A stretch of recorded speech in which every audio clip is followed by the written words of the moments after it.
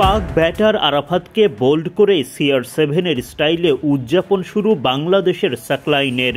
ইরফানকে out করে একই উদযাপনে মাতোয়ারা রাকিবুল হাসান।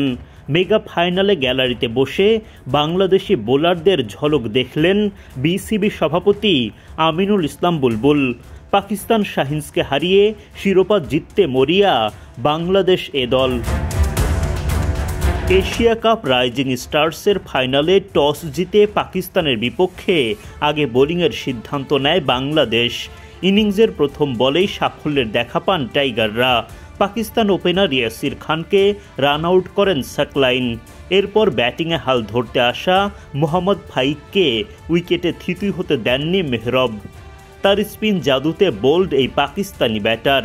আরেক স্পিনার রাকিবুল হাসান ব্যক্তিগত প্রথম বলেই পাক উইকেটকিপার ব্যাটার গাজী ঘড়িকে ফেরান। মাত্র 25 রানের মধ্যেই পাকিস্তানের 3 উইকেট শিকার করে ম্যাচে দাপট দেখাতে থাকে বাংলাদেশ। পাওয়ার প্লের 6 ওভারে পাকিস্তান তোলে 40 রান।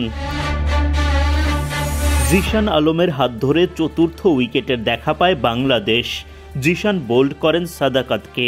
নিয়মিত বিরতিতে উইকেট তুলে পাকিস্তানিদের বেশ চাপে রাখেন টাইগাররা। 10 ওভার শেষে 4 উইকেট হারিয়ে পাকিস্তানিদের সংগ্রহ দাঁড়ায় 62 রান। 11তম ওভারে গিয়ে পঞ্চম উইকেট শিকার করে বাংলাদেশ। সাকলাইনের স্লোয়ারে লন্ডভন্ড হয় আরাফাত মিনহাসের উইকেট। বাঁধ ভাঙা উল্লাসে উদযাপন সাকলাইনের। ইরফান খানকে আউট করে দলকে ষষ্ঠ উইকেট এনে দেন রাকিবুল হাসান। একের পর এক উইকেট হারালেও লড়াই চালিয়ে যায় পাকিস্তান। ফলে শেষ পর্যন্ত লড়াকু পুঁজির দেখা পেয়ে যান তারা।